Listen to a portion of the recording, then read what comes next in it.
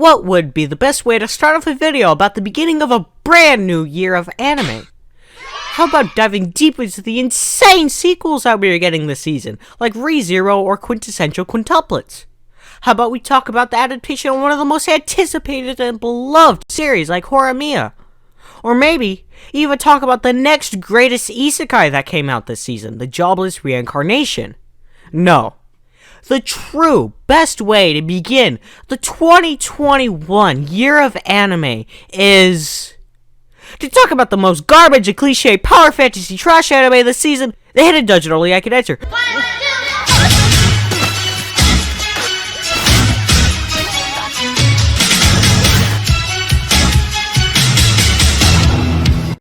Now, hold on a minute. Before you leave, just hear me out first.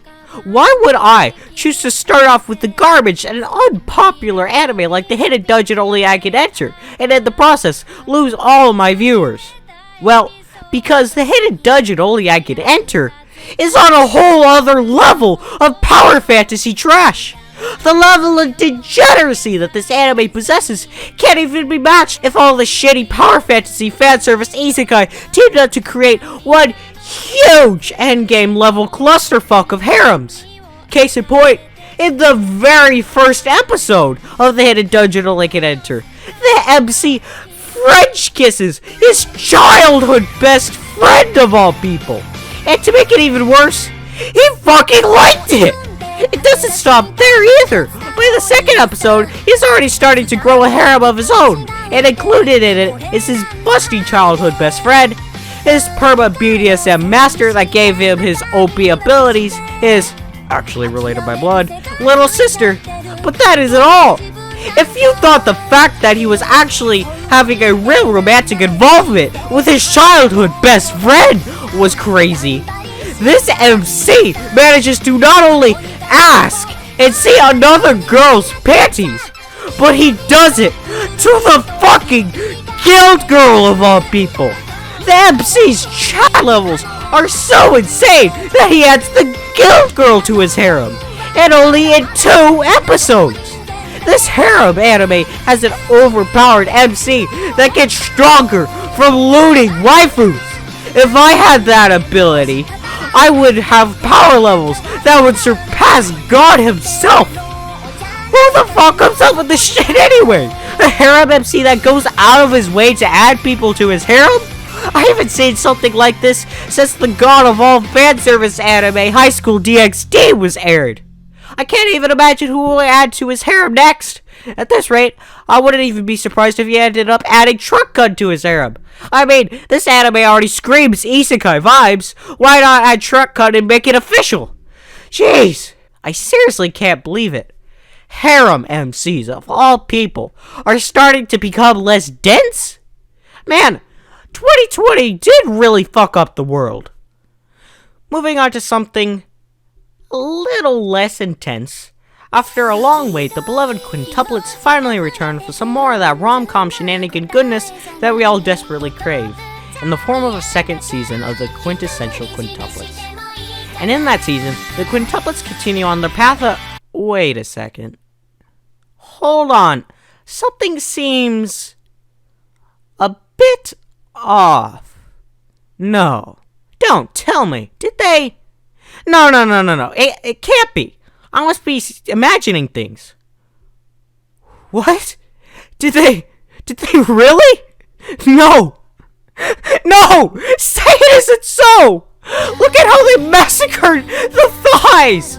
The glorious thighs! Why would they do something like this? I don't care if it's canonically correct or more realistic or whatever excuse there is. Why did they have to kill the quintuplets' thighs? Those thighs were pure and innocent. They all just had so much life in them. Every single one of them had so much detail and personality. Those thighs were the thighs of any weeb's dreams. Imagine how nice it would be just to lay down and fall asleep in them. They would have the nice warmth of a mother's embrace, while at the same time being fused with whichever Quint's personality it belonged to. A nice, relaxing, and calm sleep if it was Miku. The inconsistent relaxedness and sudden resistance of Itsuki's unsure and tsundere-esque personality. The total ara energy that would come from Ichika, the rough and cold Ninu, who secretly, deep down, is happy, and even a bit embarrassed. Or the absolute kindness and love that would come from Yotsuba. The Quint's thighs are more than just thighs. They were an extension of the characters themselves. They were something fantasized about by many, but loved by most. I thought 2021 was supposed to be a better year than 2020. Haven't we suffered enough? Come on, man. I'm glad we got a second season and everything. But we got it at what cost? I wasn't mentally prepared to say goodbye yet. Like anything else, I guess, what is done, and all we can do is move forward and hope for no more insane changes to anime as I have come to know it. I think we have had enough for this season. Okay, third time's the charm. Let's talk about ReZero. It's been a while, but I seem to remember ReZero being pretty good. With that being said, SOOOOO is back at it again in this season of ReZero. In the second half, Subaru doesn't actually die that much, and instead focuses on his gallant White Knight crusade to help and save Emilia at all costs. But by this point, I finally started to accept that nothing actually is going to happen. Subaru will just sip over Emilia some more, but no real romantic progress is going to happen, so us Rem fans have nothing to worry about. Plus, I'm finally starting to accept the fact that Rem and Subaru won't be a thing. I mean, we can just love her ourselves, but because Emilia and Subaru won't make any actual progress, we won't ever have to see Rem sad. Finally, I'm going to get a break and just calmly watch an anime without any mind-shattering changes. Just some nice ReZero twists and turns. Wait, hold on. What are you and Subaru doing, Emilia? Oh, this is probably just Subaru doing one of his many Emilia pep talks. Nothing out of the ordinary. Wait! What are you doing, Subaru? Emilia, what do you mean? Are you not gonna stop him? Whoa! Hold on! What are you guys doing? We can talk about this, right? I mean, aren't you guys a little too close? Whoa! What the fuck? Are they kissing? What is going on here? I thought this was just going to be some more filler events, kind of like the first season, but they're making actual progress?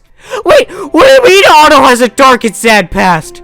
Subaru and Otto are also serious friends now? When did that happen? What the fuck is going on here? What is this feeling I am having? Am I going to cry? Wait, no, it can't be. But Rem, what about Rem? Or how about Echidna? Why am I happy for Subaru and Emilia being together? What is wrong with me? Oh no, please tell me the internet is upset. What about Rem? Oh no, they accepted too! Oh god! Please tell me I'm not becoming an Emilia and Subaru shipper! What would 2017 me think? Please, let's just move on! Move on to something else before it's too late! Let's talk about some other isekai. I believe the Jobless Reincarnation came out this season. That sounds like it'd be some degenerate garbage to cool me down. This season, TruckCon finally decided to come back once again, giving us the Jobless Reincarnation Isekai. Now, I consider myself to be a trashy power fantasy Isekai connoisseur, so no matter how bad an Isekai is, I will usually like it. The Jobless Reincarnation Isekai, though, is indeed power fantasy trash, but it appears to be actually good? And not good in the way of a trash-loving degenerate like myself, but actually good. Jobless Reincarnation has all of my favorite isekai trash elements in it, like hot AF waifus, a nice bit of fan service in it, top-notch animation quality with beautiful fantasy elements, and an absurdly overpowered MC.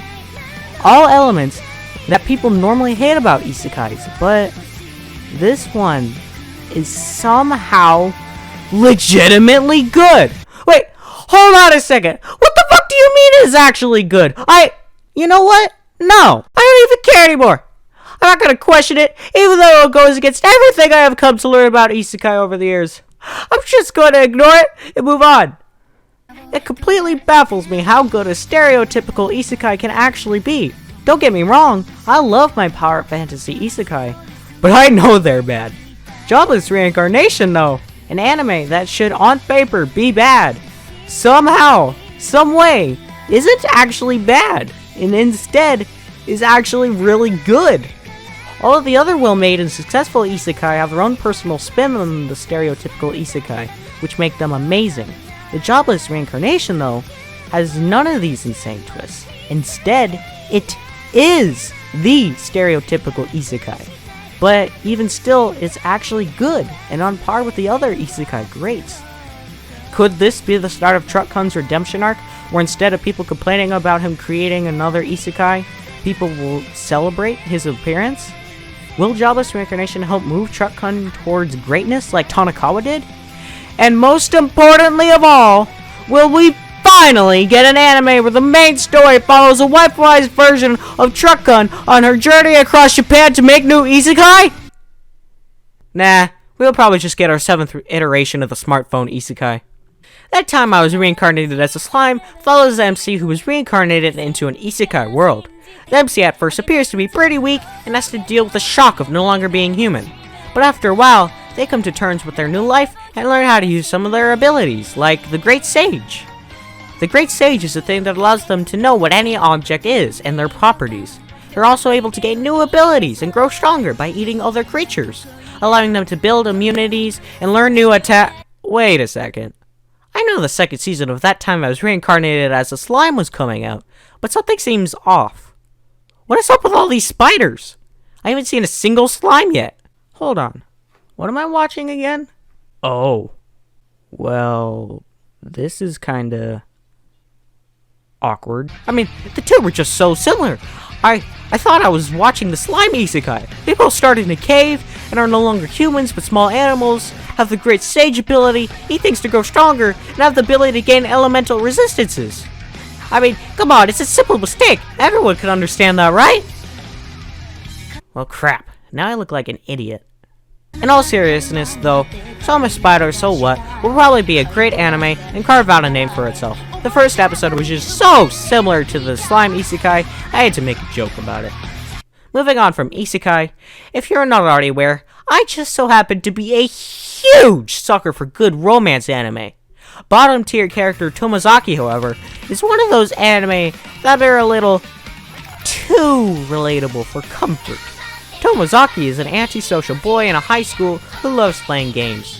Tomozaki has literally no social presence and would be lucky to even speak to a girl. Of course, since it is an anime, the one person who is constantly rivaling Tomozaki's impressive gaming skills just so happens to also live in the same area as him. Oh yeah, and they may or may not be the totally attractive and popular girl at his school named Hanami. Ah shit, I'm starting to get some serious, and you never thought there was a girl online PTSD. She also just so happens to want to meet up with him, starting this very interesting dynamic similar to something like Welcome to the NHK. Perhaps if you actually know what that anime is anymore. Where the heroine tries to help the MC reform their pathetic life. The part about the show that is simultaneously the best and the worst at the same time is when Hanami hurls insults to the MC for not being good at life, having no friends or girlfriends, being a failure, etc. These insults are said in a way that makes it feel like she isn't actually talking to just the MC, but to us as well. Personally, hearing these comments is like receiving harsh jabs to the heart, one after another, filling me with immeasurable pain. But at the same time, the inner masochist inside me can't help but love having such an amazing 2D girl hurl insults at me without holding back. I think I might need help for the alarming amount of attraction I am gaining for this girl. Then again, here I am, sitting in the dark, writing about 2D anime titties, and consuming unhealthy amounts of romance anime, just so I can live vicariously through the MCs. So, I might need therapy for more pressing reasons. Jeez, this video is getting pretty long. I have so many more anime to talk about. Otherwise, their fandoms will crucify me even more than they already are. So, let's get through some real quick. We have Horimiya, the highly anticipated romance anime that I have little to no knowledge of. But it makes me wish I had a secret cool side to myself, so I could justify my utter failure of a social and romantic life. Redo of the Healer, the latest addition to the I can't believe it's not hentai genre. And with it comes... Oh dear God! What the hell am I watching? This is an anime, right? And not an hentai? I mean, this motherfucker just cock-slapped her! Where else do you see that shit? I mean, Jesus Christ! What the fuck is going on here? And to make it even worse, can somebody, for the love of God, please tell me, where the hell do I have a boner? Like, seriously! What the fuck? Well, that was pretty intense. I guess this anime is just the rising of the shield hero if it was a hentai. There's no way in hell I'm ever doing that again. What the hell was I thinking? Why am I here again? Cells at Work Black, the anime that finally proved once and for all that blood is indeed thicker than water. Overall, the winter 2021 anime season has been completely stacked with great shows, and there are so many good ones. So many, I didn't have time to go over too. If you've gotten this far in the video, I mean, wow, thank you so much. I hope you enjoyed, and I appreciate you watching. Hopefully, I'll see you around again sometime, my fellow degenerate, because after all, I am just a friendly neighborhood otaku.